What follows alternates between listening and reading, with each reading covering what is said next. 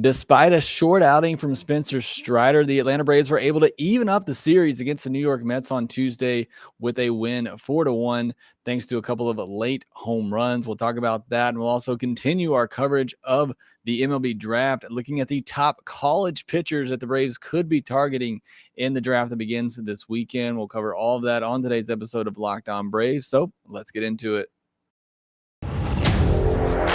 You are Locked On Braves, your daily Atlanta Braves podcast.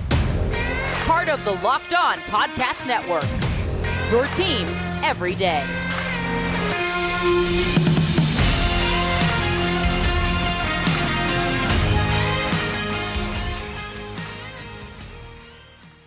Hey, and welcome back to Locked On Braves, part of Locked On Sports Atlanta, where we are covering your favorite Atlanta sports teams each and every day.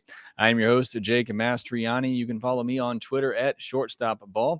You can check out my bio there to see where I am covering the game of baseball, including your Atlanta Braves in written form over at TomahawkTake.com. Also, make sure you follow the podcast on Twitter at LockedOn_Braves, where you can be part of the conversation. Make sure you subscribe to us on YouTube, hit the thumbs up button on this video if you do enjoy it, and also make sure you hit that notification bell so you get notified whenever I post a new episode. And thanks for making Locked On Braves your first listen each and every day. We post episodes daily, 5 days a week, Monday through Friday, and are free and available on all platforms.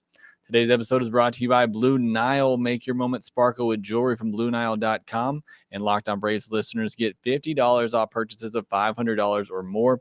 This podcast exclusive includes engagement pieces. Just use code LOCKEDON at checkout. The Braves were locked on late in the game on Tuesday night as they come away with a 4-1 victory to even up the series against the New York Mets, a series that has been as tight as you would have expected coming into it. Again, anybody who was discrediting this Mets team didn't think they were good. I've been trying to tell you this Mets team is good. Now, do I think the Braves are better? Yes, I do. And I think, as the season plays out, I believe the Braves will still win the division. I believe they are the better team. But this is still a very good Mets team, and I think we're seeing that in these first couple of games. They have some very good pitching. Their lineup is very deep, and they're missing a couple of key guys right now as well. And I've talked about the contrasting styles of these two offenses and the fact that the Mets, they want to grind things out. They want to grind out at bats. They want to wear down the starting pitcher and hope that the other team makes a couple of mistakes that leads to runs here and there. And they were able to do that successfully on Monday and scratch across 4 runs. Thankfully, not able to do so on Tuesday, only able to score 1 run. But again, these first 2 games just shows you how evenly matched these two teams are. Again, both of them have very good bullpens as well.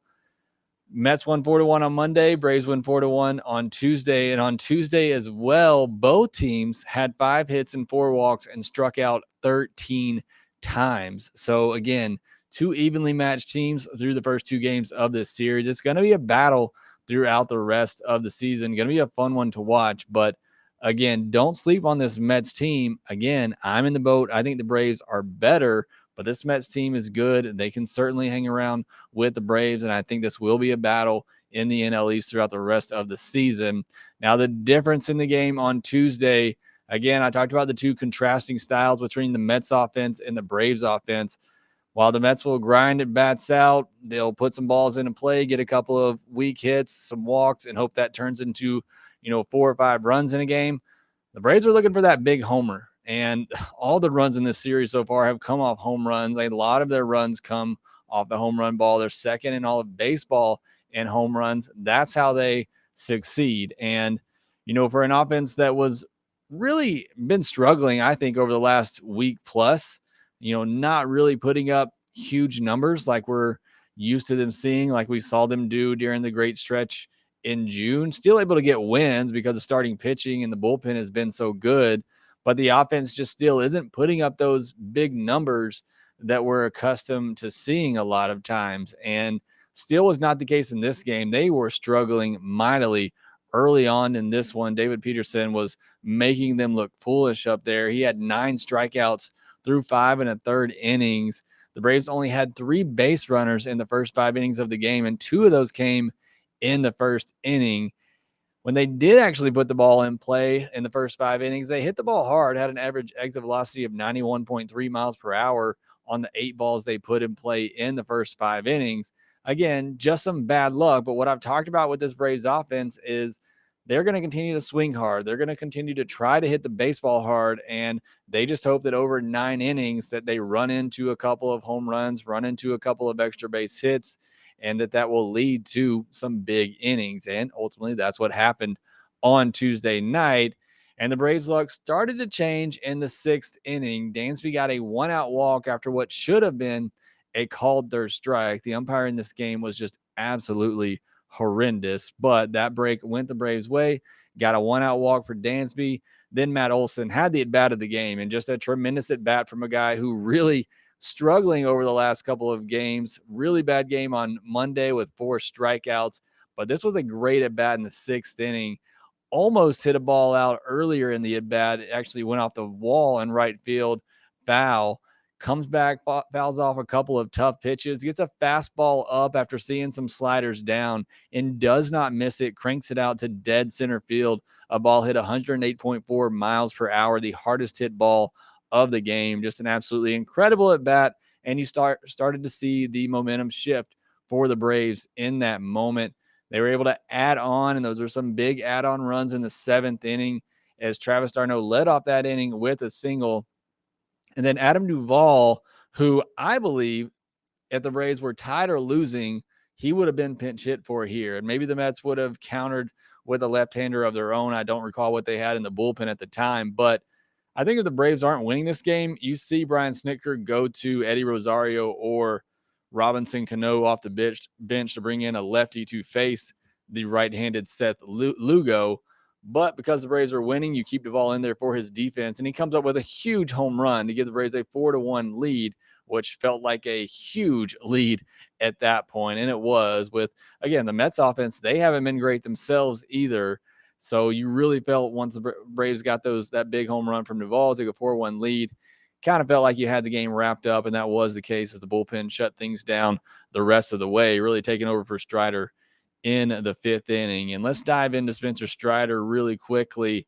Back-to-back nights that we've seen a Braves starter struggle with command. Final line on Spencer Strider, 4 2/3, 5 hits, 3 walks, 1 earned, 8 strikeouts. Did still rack up the strikeouts, but threw a lot of pitches to do so. The most walks since his 2nd start, since he was moved to the rotation when he walked 5 batters out in Colorado. Again, didn't help. The umpire was moving the strike zone around on him. That certainly did not help.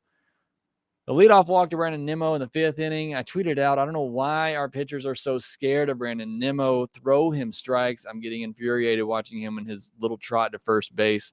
Throw him strikes. I don't want to see him walking anymore. But you walk Brandon Nimmo, the leadoff an inning, and then the wild pitch moves him to 2nd, and then he scores on a weak hit by Francisco Lindor. A ball that Acuna misplays. The runner was going to score regardless, but had not been for the wild pitch and that would have happened, then you can blame that on Acuna. Still, I tweeted it out. We talked about it on the postcast with me and Grant McCauley. Acuna's defense just has not been there this season, and understandably why, coming off a very serious injury. But the drop-off in defense from Acuna is noticeable. We've seen him be kind of timid, pull up on balls at times where we would have seen him be more aggressive in the past. This, to me, was just a bad angle, a bad route that he took to this ball. But the defense from Ronald has been noticeable this season. But getting back to Spencer Strider, just 11 swings and misses on 48 swings. That's 24% whiff rate. His whip percentage on the year is 36.4%. So, again, credit to the Mets hitters, I think, being able to put the bat on the ball, foul off some tough pitches. Still, 8 strikeouts for Spencer Strider in 4 2/3 innings. So, it's not like that was a problem for him getting the strikeouts. Threw more fastballs than we're typically used to seeing, and he throws a lot of fastballs already, but 71% fastballs on the night. Threw a couple of really good changeups, which is big for his development going forward, seeing him incorporate that pitch a little bit more. I thought his slider was actually his best pitch, which is why I was a little surprised he didn't go to that pitch more often, but I think he was just struggling to find the command with his fastball and was determined to do so. Too many waste pitches. Got to put guys away. There were too many times where he'd get ahead of a batter, 0-2, 1-2, and the next thing you know, it's a 3-2 count. I thought he was trying to go for the strikeout too much. This Mets team just isn't going to fall for that. Continue to attack the zone. Your stuff's too good. So that was my only really critique for Strider on the night, is just attack the zone so that you can go deeper in this game. But like Max Fried, kept his team in the game despite struggling with command, despite throwing a lot of pitches and not being able to go deep in the game. So you've seen that on back-to-back nights, both Fried and Strider getting worked over by that Mets lineup, not able to go deep in the game. Both starters struggling with command, but able to allow their team to hang around in the game and give them a chance. And this time the Braves were able to take advantage and come back for the 4-1 victory. All right, next I want to take a look at the MLB Draft, continue our coverage of that, and look at the top college arms and who I think the Braves should be targeting with their top 100 picks. Whether you're ready to pop the question or you're celebrating a milestone, a moment, find jewelry as unique as her with the modern convenience of online shopping at BlueNile.com.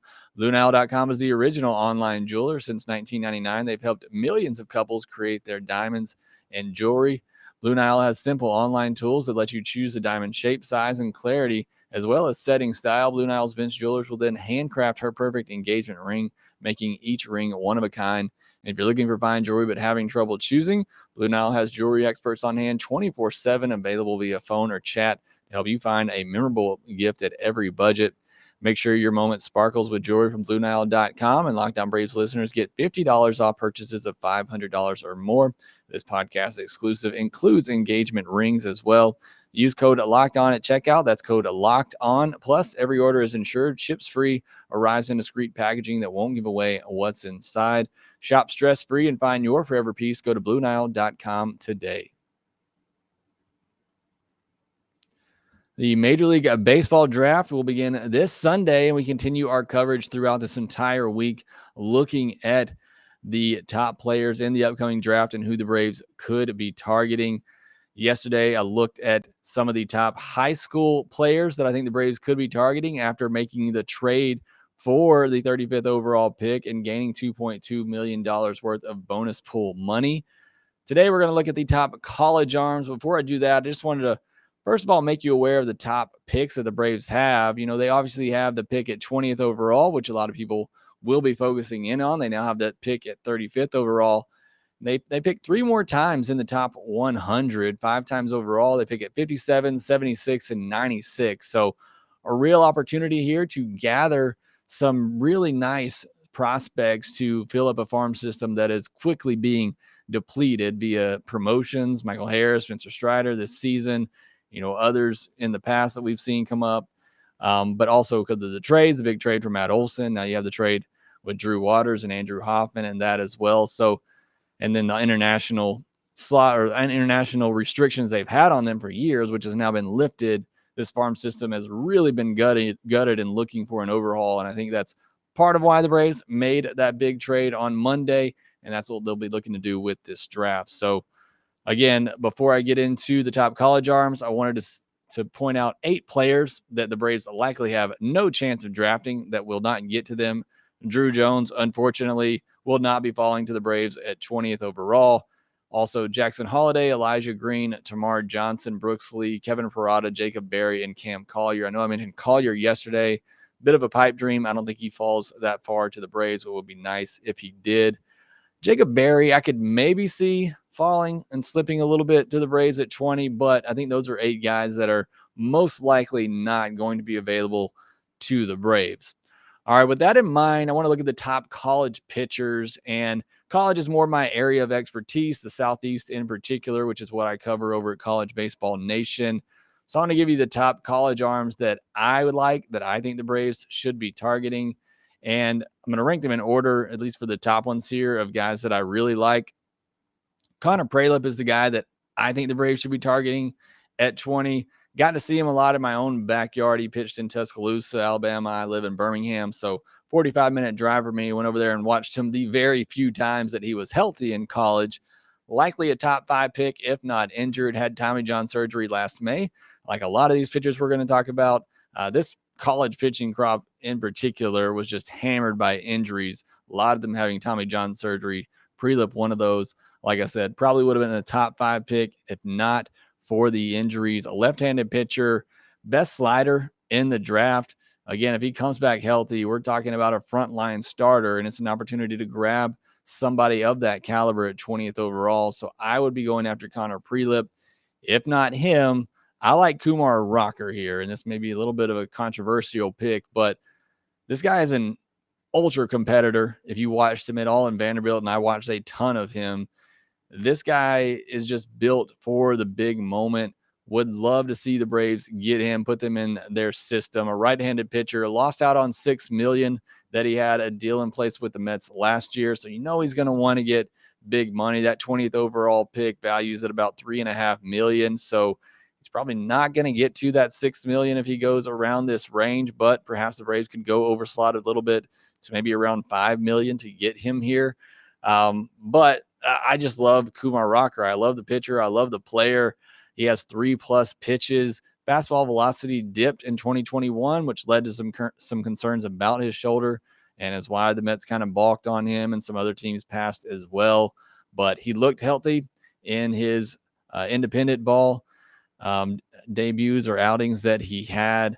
He's a guy also that you could draft now and you could potentially put in your bullpen at the end of the year, and I think he could do great there. So I think Kumar Rocker, he'd be second on my list as far as college pitchers go. Technically not a college pitcher, as he decided not to go back to college, but I think you get the point here. Next will be Blade Tidwell from Tennessee, right-handed pitcher. Again, another guy that I think would go higher in the draft. He had his season delay because of injuries. He has a full array of secondary offerings, including a plus slider and changeup, and also has a big fastball that can touch 100 miles per hour. So really like the upside of Tidwell. And that's what you got to be looking at for this 20th overall pick, are some guys with some upside. Peyton Paulette, another one, a guy out of Arkansas who, again, had Tommy John surgery in February, or else he would probably be a top 15 pick. Plus fastball and a plus curveball, number 2 type ceiling if healthy.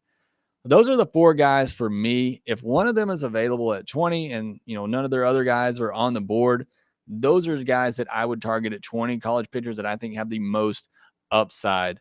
The next group of this are players that I think are safer picks, and I'd rather see them take at 35 in the draft. But Cade Horton, a two-way player out of Oklahoma, tremendous athlete, played quarterback in high school. He had Tommy John surgery in 2021, so he's got that out of the way. He was incredible in the postseason for the Sooners, helped take them to the College World Series. Mid-90s fastball, topped out at 98, a plus slider. I think he's more of a mid-rotation starter. I really liked his bat at the beginning of the year in Oklahoma. I thought he had a really nice swing, but his future is definitely as a pitcher. But he's somebody I think they could target with that 35th overall pick. Would be a solid pick. Cooper Jerpy out of Oregon State, left-hander, funky delivery, a safe mid-rotation starter. Very smart pitcher, but not a very high ceiling for Cooper Jerpy. But I think, again, would be a very solid pick and a safe pick at 35th overall. Kind of the same for Carson Whisenhunt. I don't really love the Whisenhunt pick. A left-handed pitcher, suspended all of 22 for a positive drug test. Plus changeup. Again, a mid-rotation starter. I'm not quite as sold on Carson Whisenhunt, but I think that's somebody the Braves could be targeting there. So I had it my way. Again, you'd get either Prelip, Rocker, Tidwell, or Paulette at that 20th overall pick. If one of them is available at 35, I would definitely take one of them there. If not, I'd either go Horton or Jerpy. If you had to, Whisenhunt, but again, I'm not completely sold on that one. As you get later in the draft, kind of further on down, some other names to consider. These aren't necessarily in order of how I would rank them, but Justin Campbell, Oklahoma State, another kind of high floor, low ceiling type of pitcher. Landon Sims, guy out of Mississippi State, also had Tommy John surgery, missed a lot of this year, had a chance to be a starter, but he's a guy that, again, could move quickly and be a back of the rotation reliever, if not a closer, within 2 or 3 years. I think he has that type of stuff and mentality. I think he could be a dynamite reliever very quickly.